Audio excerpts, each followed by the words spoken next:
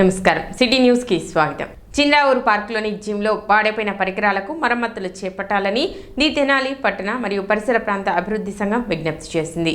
మంత్రి నాదెండ్ల మనోహర్ చొరవతో పార్కును ఎంతో అభివృద్ధి పరచడం జరిగిందని, అయితే జిమ్లోని కొన్ని పరికరాలు పాడైపోయాయని వాటికి మరమ్మతులు చేపట్టాలని, అదేవిధంగా బోటింగ్ మరియు వాటర్ ఫాల్ను కూడా ప్రజలకు అందుబాటులోకి తీసుకురావాలని, పినపాడు చెరువులోని పార్క్ నందు వాకింగ్ ట్రాక్ పనులను త్వరితగతిన పూర్తి చేయాలని కోరుతూ సోమవారం సబ్ కలెక్టర్ కార్యాలయంలో జరిగిన ప్రజా సమస్యల పరిష్కార వేదిక కార్యక్రమంలో సబ్ కలెక్టర్ సంజనా సింహాకు సంఘ సభ్యులు వినతి పత్రం అందజేశారు. తెనాలి పట్టణ పరిసర ప్రాంతాల అభివృద్ధి కమిటీ తరఫున మన చంద్రావూరు పార్కు పరిశీలించడం జరిగింది.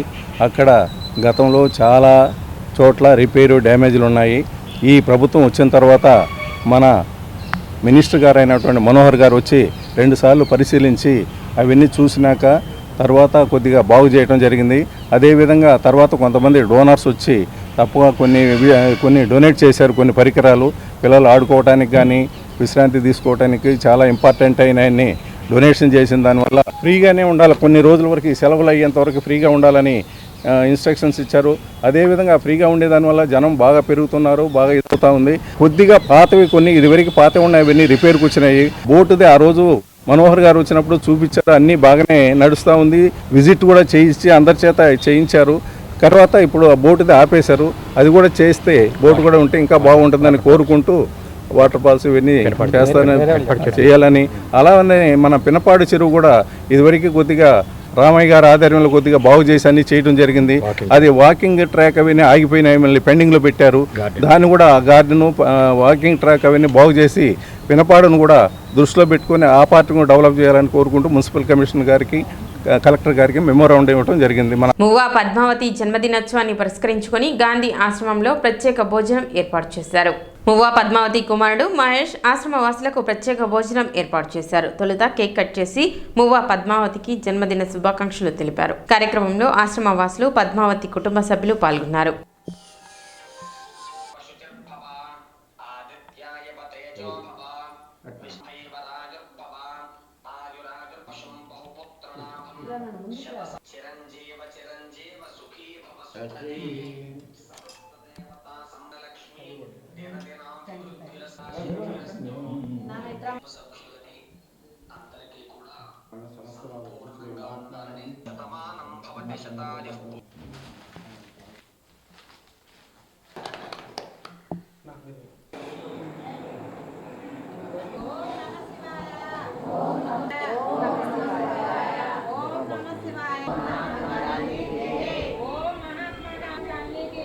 అమ్మ జన్మదినోత్సవం, మువ్వా పద్మావతి గారి జన్మదినోత్సవం, కుమారుడు మహేష్ బాబు.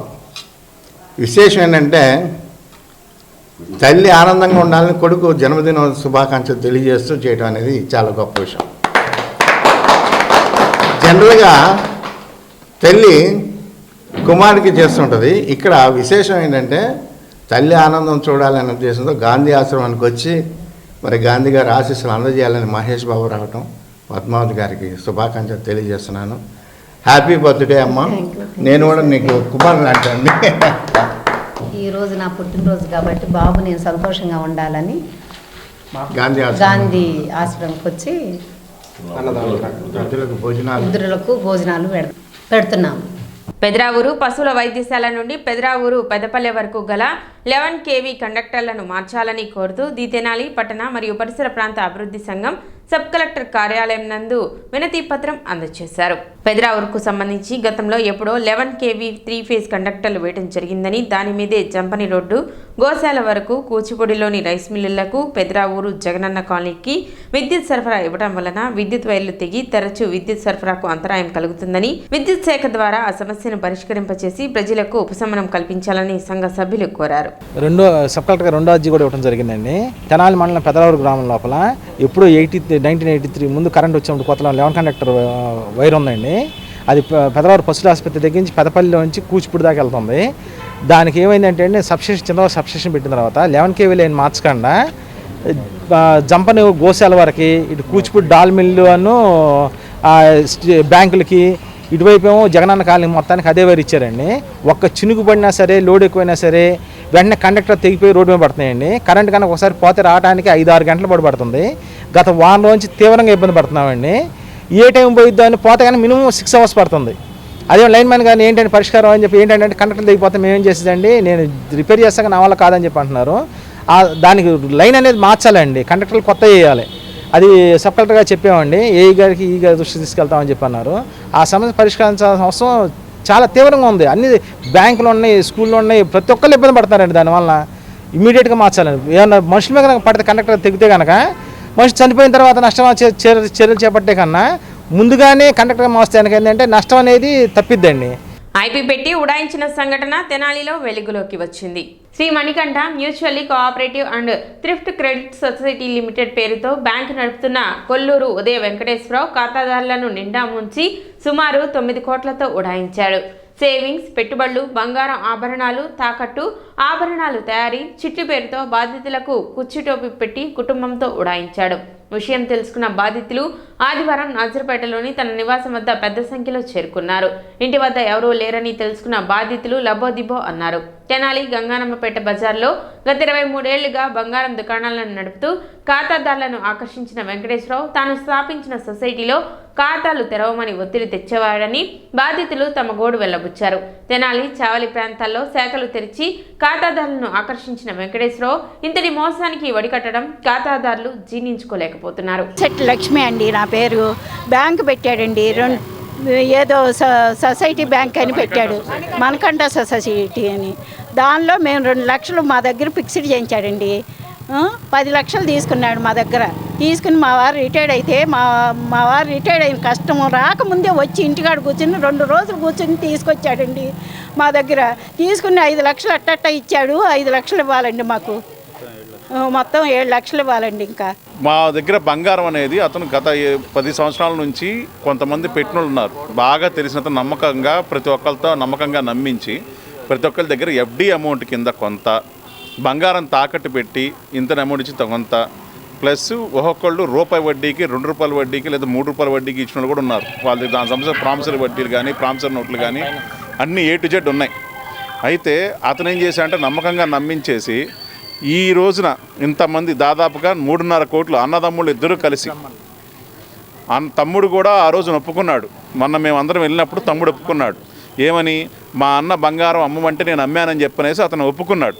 తీరా ఒప్పుకొని ఆ రోజున మీకు ఎంత రావాలమ్మ, ఇదిగో ఇంత వరకు 1,00,000 అని చెప్పి, ఇదిగో మీరు వెండి తీసుకో, అది తీసుకో అని చెప్పి నమ్మించి అక్కడి నుంచి హుటాటిన పారిపోయాడు. అక్కడి నుంచి ఏదైతే షాప్ ఉందో షాప్ నుంచి పారిపోయాడు. మమ్మల్ని అందరిని అంతే చూసి మళ్ళీ మేము స్టేషన్కి వెళ్ళి సిఐ గారికి కంప్లైంట్ పెట్టాం. సిఐ గారు ఎవరు కూడా పట్టించుకోవట్లా. ఇదిగో చూస్తాం అదిగో చూస్తాం అంటారు. ఇంతవరకు ఎఫ్ఐఆర్ అనేది ఇంతవరకు ఫైల్ అవ్వలేదు. గత 3 రోజుల నుంచి జరుగుతుందండి ఈ నాటకం అంతా. ఇక ఏం చేయాలి తెలియక చివరికి రాజాగారి దగ్గరికి వెళ్తే రాజాగారు మమ్మల్ని ఆ ఇంటికాడికి వెళ్ళి కూర్చోండి, నేను సాయంత్రం వచ్చి మాట్లాడతానని చెప్పి రాజాగారు చెప్పడం వల్ల మేము ఇక్కడికి రావాల్సి వచ్చిందండి. ఐపీ పెడుతున్నాడన్న విషయం 4 రోజుల క్రితం తెలిసింది. ఎన్నో తారీఖు? 30వ తారీఖునండి. 30వ తారీఖున మనకి విషయం తెలిసింది. తెలిసి మేము బంగారం తీసుకెళ్ళడానికి వచ్చాం. మా బంగారం వరకు అంటే మేము తాకట్టు పెట్టిన వస్తువు అది. వీళ్ళు ఏం చేస్తారంటేనండి, బంగారం ఒక వస్తువు తాకట్టు పెట్టినప్పుడు ఆ వస్తువుని వీడు ఏం చేస్తారంటే పెట్టుకొని వీళ్ళు రూపాయి వడ్డీకి 2 రూపాయల వడ్డీకి మనకిచ్చి వీడు రూపాయి వడ్డీకి వేరే చోట పెడతాడు. వాడు ఎక్కడైతే పెట్టాడో ఆ ప్లేస్ అన్న చెప్పండి, మేము బంగారం తీసుకొచ్చుకుంటామని చెప్తున్నాం. ఆ డబ్బులు మేము కట్టి మేము బంగారం తెచ్చుకుంటామని చెప్తున్నాం. కానీ వాళ్ళ తమ్ముడు బంగారం మొత్తం అమ్మిచ్చాడు దగ్గరుండి. ఏదైతే బంగారం ఉందో మొత్తం అంతా కూడా దగ్గరుండి అమ్మిచ్చాడు వాళ్ళ తమ్ముడు. అది కూడా స్టేషన్లో ఒప్పుకున్నాడు అతను. సిఐ గారు రాత్రి విచారణ చేస్తే విచారణ కూడా ఒప్పుకున్నాడు అతను. 8 కోట్లు అంటండి ఓవరాల్గా. కొల్లూరు మురళీకృష్ణ దాంట్లో వాళ్ళ తమ్ముడికి కూడా భాగం ఉంది. దాంట్లో కంపల్సరీగా అన్నదమ్ముళ్ళు ఇద్దరు కలిసి చేశారు ఇదంతా. ఆయన ఎత్తుకొచ్చి అది కోర్టులో ఒక పెండింగ్ ఉంది సార్. ఐపీ నెంబర్ రావాలా, ఆ నెంబర్ కోసం పెండింగ్ ఉంది. లేకపోతే అది వచ్చినట్టయితే ఈరోజు అందరికి నోటీసులు వచ్చేసాయి. కానీ జనాలు సొమ్ము తీసుకుని ఇప్పుడు నువ్వు రూపాయి వడ్డీకి తీసుకున్నావు, 2 రూపాయల వడ్డీకి తీసుకున్నావు, అది వేరే విషయం. కనీసం తాకడ పెట్టిన వాళ్ళ వస్తువులన్నా వాళ్ళకి ఇవ్వాలి కదా. మీరు తాకడ వస్తువులు తీసుకుని నువ్వు అమ్ముకుని నీకు అధికారం ఎక్కడుంది? కోట్లు ఇల్లు కట్టుకుంటే సరిపోయిందా? ఇదంతా కూడా అన్నదమ్ముళ్ళు కలిసి ప్రీ ప్లాన్కి చేసిన విషయమేనండి. మాదండి చావలండి. దేవరకొండ కోటేశ్వరమ్మ, వెంకటరమణ ఇద్దరు వస్తామండి కుట్టుకాడకి.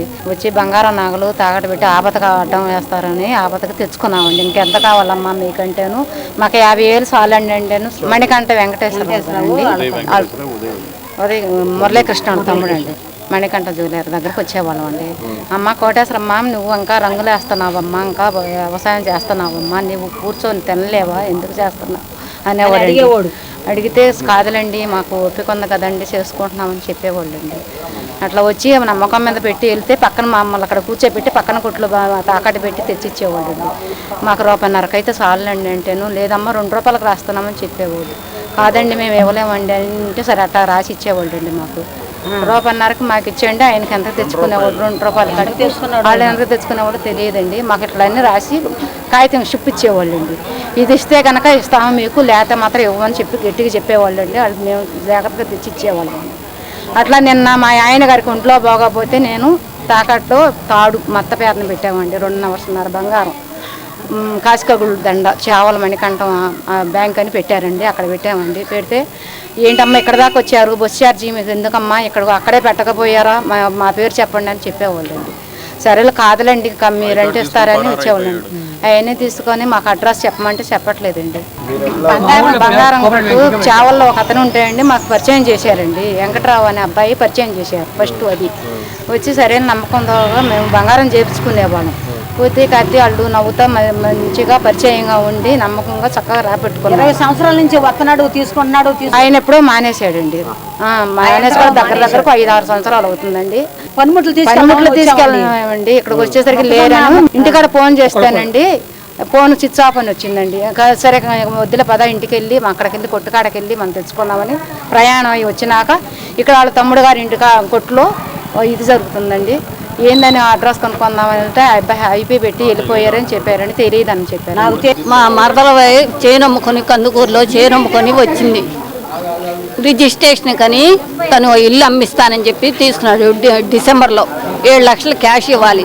మళ్ళీ ఫిబ్రవరి నుంచి 5 లక్షలు చీటీ, 10 లక్షలు చీటీలు కట్టాం. మళ్ళీ క్యాష్కి ఇవ్వాలి. మాకు మామూలుగా ఎంటీ చెక్కులు ఇచ్చి డబ్బులు తీసుకున్నాడు 10 లక్షలు. తను కొల్లూరు ఉదయ వెంకటేశ్వరరావు వాళ్ళ తమ్ముడు మురళీకృష్ణ, వీళ్ళిద్దరూ కలిసే షాపులు మురళీకృష్ణ కొన్నాడండి. ఇల్లేమో అమ్ముతున్నాను, 30వ తారీఖు ఇస్తాను, మీరు సోమవారం రిజిస్ట్రేషన్ పెట్టుకోండి, మీ డబ్బులు మీకు ఇస్తానని చెప్పాడు. 29 నైట్ వెళ్ళిపోయాడు. స్విచ్ ఆఫ్ అని వస్తున్నాడు. తమ్ముడు దగ్గర మురళి దగ్గరికి వెళ్ళి అడిగితే లత గారు ఎందుకు మా అన్నయ్య ఎక్కడుండా నేను ఇన్ఫర్మేషన్ తెలియగానే మీకు చెప్తాము, ఇస్తామని చెప్పి చెప్పుకొచ్చాడు. ఇద్దరు కలిసి డ్రామాలు ఆడి అదేమంటే మా షాప్కి రండి, మా బంగారం కొనుక్కోండి ఇవి చెప్తున్నారు. అందరూ లేని వాళ్ళము వ్యవసాయం పనులు చేసుకున్నాము, తినక దాచుకుని చీటీలు కట్టుకున్నాము. 10 లక్షల చీటీలు 15 నెలలు అయిపోయింది. చీటీలు సగం 15 నెలలు అయిపోయింది, ఓడాయించాడు.